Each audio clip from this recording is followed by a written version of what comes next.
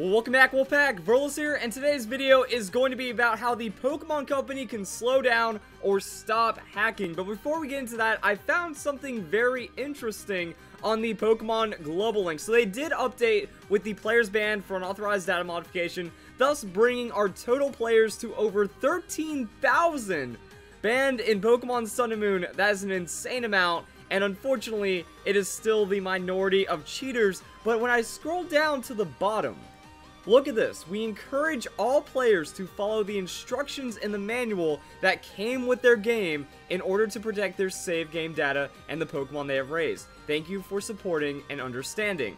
This goes counter to one of the biggest arguments that hackers and cheaters use, saying it's their game, they can do what they want. There are several versions of the terms of service. You can find it on the Pokemon website. You can find the Wi-Fi battle rules for both VGC and the battle spot on the Pokemon Global Link and the Pokemon website, but also that's a new one. I don't remember seeing this. I don't remember talking about it, but I decided to go and open up my Pokemon Sun and Moon. I pulled out my manual, and there it is. Important information. Your Nintendo 3DS system and this software are not designed for use with any unauthorized device. Done. GG. End of story right there. And I mean, it's talking about, this is illegal, except as authorized, copying any Nintendo software is illegal and strictly prohibited by domestic and intellectual property laws. Backup or archival copies are not authorized as well. And people still choose to argue that what they're doing is not against any rules or even laws. That this is illegal to go and modify the game data, which is why they are shutting down player accounts that are caught hacking. But now let's talk about one way of reducing the hacking in Pokemon. So whenever you go onto YouTube, all you have to do is look up Pokemon giveaway, click on the live now, and you're going to find an endless amount of hacks, and apparently we also get into some really questionable material after that, but tons of scumbag YouTubers giving away hacked Pokemon only for the views, or at least an attempt at views, because those are some pretty pitiful views as well. And it made me realize something, that giveaways both on Twitter, Facebook, Reddit, YouTube, Twitch, all of the giveaways are one of the biggest issues with hacking and Pokemon because it's such a large distribution. The reason we have over 10,000 accounts banned is because they're distributing massive amounts of hacked Pokemon. And the thing is, it's not like you can roll back those accounts and take away the Pokemon that have been traded away. So that means we have hundreds of thousands of illegal Pokemon being distributed throughout Pokemon Sun and Moon. And that is a massive problem. But I feel that one way of slowing it down is by targeting the giveaways. And like most of the people, they don't even do it through Twitter or Twitch or any kind of social media platform. They decide to hack in full boxes, go to the GTS, go to the Wonder Trade, and they do it anonymously. So that's another massive issue. And I wouldn't be surprised if there's like over 1 million hacked Pokemon that have been distributed since Pokemon Sun and Moon. It would not surprise me one bit. So I feel that one of the best ways of slowing down hacking would be putting restrictions on trading, but it's restrictions that target the patterns of hackers. I know there's a lot of people that like giving away Breejects, like doing Wonder Trade all day, that like farming up for festival coins, and if there was like a hard trade limit or something like that, that would be very problematic to a substantial part of the Pokemon player base, and that's not what you want to do. However, I feel that if you put a restriction that you can only trade 3 shiny Pokemon per day, that is about as realistic as it can get, because remember guys, the odds of getting a shiny Pokemon are 1 in thousands. Even with Masuda method, even with all the other methods that reduce the odds, it is still very rare to get a shiny Pokemon. The problem is that hacking has reduced the value of shiny Pokemon so much that even legitimate shinies aren't really seen as that valuable anymore, but overall they are valuable. They are rare, and having one that's competitive especially is not something that anyone just gives up. That whenever I say,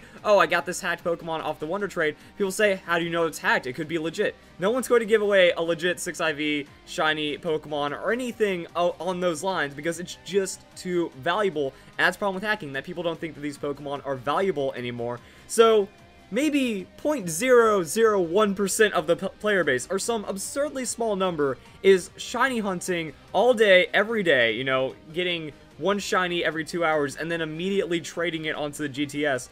Maybe that person will be affected, if that person even exists. That, there's not anyone out there that goes and catches 5 shiny Pokemon a day and then gives them away for free and wanting absolutely nothing in return. So this shiny trade limit would affect absolutely no one that is a legitimate player, but it will shut down these streams. Like Oslov, stream takes a big hit. Like, you still gonna get viewers because you can just hack in shiny or non-shiny Pokemon and then still distribute those and then still say, oh, competitive ready, hacked Pokemon, whatever giveaway, but it at least takes away the shinies. So it will help preserve what little value is left with shiny Pokemon, but that's at least a start right there, and it takes away a lot of the viewership. That one of the main reasons why people give away shiny is because shiny Pokemon are quote-unquote valuable and they look pretty and they're rare and stuff, so that's going to give you more viewers. So we're cutting viewership, we're taking away viewership from these players that are giving away hatched Pokemon, which is a very nice thing to do. But also, I was thinking we could also put in an item trade limit. They can only Wonder Trade, Link Trade, or GTS trade 10 items per day. Now, I think 10 is a very fair number because no one is going to go and grind the battle tree all day, get hundreds of points, buy 10 life orbs or 10 choice items, put them on valuable Pokemon, and then trade them away again for free, for nothing. That this will not affect the average player. Yes, some people do like being helpful and maybe give away the occasional bottle cap or competitive item, but it's not going to be more than a couple. I think that 10 is a good limit. So yes, sure, some instantly competitive ready Pokemon will still be given away, but it's going to be 10 compared to hundreds from one person a day, or, you know, something like that. So it's also going to hurt the value of that stream as well, that people, you know, they want the immediate shiny Pokéross with Life Orb, with Choice Scarf, competitive, super ready moveset, but it's still going to put worth back into the game, because the biggest problem about hacking, and the biggest problem about all of this, is that people don't want to put the work into the game, so they're either going to have to wait to have a item traded to them by someone else, they're going to have to find another way of getting item, or they're actually going to have to earn it themselves, even though the Pokemon is what they were looking for. That I don't even understand the argument. That a lot of people say, oh, well, people just want to save time from breeding. It's like, okay, but this same person that says they just want to save time from breeding is also going to hack in items, is also going to hack in EVs and IVs. So they're going and skipping the entire training process, and even the things that people take for granted, like the amount of time it takes to get one competitive item for one of your competitive Pokemon, but it starts to put value back into that amount of work. And again, I don't see, unless you're giving away like citrus berries or lum berries, but berries are so stupidly easy to get in Pokemon Sun and Moon these days, that all you have to do is go to all the berry trees, and in like 5 days, you have every berry. Depending on RNG, could be a little sooner, could be a little shorter, and then you Pokepelago, and now you have hundreds of berries. So the items that don't have value don't need to be traded to other people to begin with, because again, it's about the work. That I'm not going to help a little kid by trading away 100 citrus berries, and then he ends up with citrus berry, and now he can actually go out and do something with it. You can get citrus berry, you can get all these worthless items that aren't worth trading more than 10 a day, and it's not going to be a help of anyone because the items are super easy to get anyways. So I think that's going to be a big one. Maybe even make it slightly less items, but the Pokemon Company needs to hear this. They need to put this in effect immediately on like the next global maintenance, on the next Wi-Fi maintenance. Just make it to where the amount of shiny Pokemon cannot be higher than a very low amount. I mean, the Pokemon Global Link egg hatching expected us to hatch 3 eggs. So I mean, they're okay with having low expectations. Just make it trade no more than 3 shiny Pokemon a day. After that, can't trade any more shinies. That's going to slow down giveaways, and it's going to at least put out less obviously hatched Pokemon into the ecosystem. Same with items. I don't think there's any drawback. The average player, even 99.9% of players, are not going to be affected by making it to where you can't trade more than 10 items away. That you can still give, you know, a choice scarf to a friend. That you can still trade all these other things. Put also, I mean, even a game update. Like, forcing a game update to make it to where you can't even link trade, or you can't even link battle with anyone until they have the game update, and then the game update forces it even link trades, even link battles. You can't give away shiny Pokemon, you can't do anything like this. We need these hard limitations to help reduce the amount of hacking. I think that'd be great, or maybe looking forward to the future. If somehow there's, like, another system where trades are restricted and they find a way of starting to at least slow down the way that PK Hex happens, and more software modification, because we've seen right here, over 10,000 players, thousands of players getting banned. They don't want data modification. The Pokemon Company and Nintendo, they do not want this, even though they are still kind of letting it slide in the competitive play and in some other aspects of the game. But this is a nice ban wave. And they need to follow it up with restrictions, because the reason why you have to ban almost 8,000 players is because people are getting away with this. I mean, why is there not one person?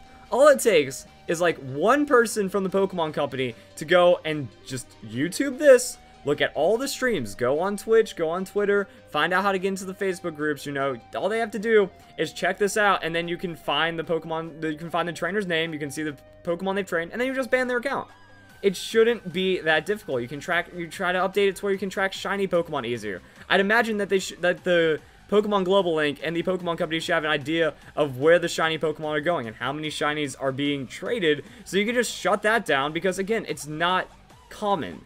This should not be the expected average, you know, way that Pokemon is played, and it's only all going to be hacked and stuff like that you can click on any of these, you'll see boxes full of shiny Pokemon. That is not realistic. You shut that down immediately, and you're going to reduce the hacking while also banning accounts and then adding more to the tally of banned players. It's a good start. That, unfortunately, PK Hex is just too good. I have to admit that at this point, because we saw the data mine, and we see that it's pretty much impervious in VGC for the even manual hack checks is a joke, because they let illegal Pokemon like Beast Ball, Porygon through and all stuff like that, so even the automatic hack checking doesn't detect it, so that's an issue. But at least the average players, you know, a majority of the player base will be told hacking is wrong. You are not allowed to hack. We will shut down your favorite people that are hacking because we don't want them doing this. And that's going to be a very good way of slowing it down. And I think that's pretty much what I have for today. I think it's a good idea. We need to put in these restrictions. We need to get this to the Pokemon Company. And if they can actually do a game update, like, I don't understand why the Pokemon Company, why Game Freak is not updating the game more frequently. Why they are not having maintenance to stop this. They're just like, oh, we found 1,000 more. Let's ban them. But you need to get to the source. Because for every one that you ban, there's probably like 5 or 10 that didn't get banned, if not more. That these were the sloppy players that were hacking obviously illegal Pokemon and doing things like Shiny Tapu Koko on the GTS. Like, that's probably why the ban wave became so large, is because no ribbon Shiny Tapu Koko, that's a lot easier to detect than something out of PK Hex. Also, you know, if it's any of the other softwares that is a little bit more sloppy, a little bit easier to detect game modification, yeah, those are going to get caught, but we need to start attacking the giveaways. We need to start going after the source, and we need to let, like, the Pokemon Company needs to tell people that this is not okay. So that is going to be a big issue right there, and hopefully my ideas address it, and if they're put into place, that'd be pretty awesome. But it should not be this difficult to slow down hacking. So if you guys enjoyed the video, hope you all have a nice day. Thank you very much for watching.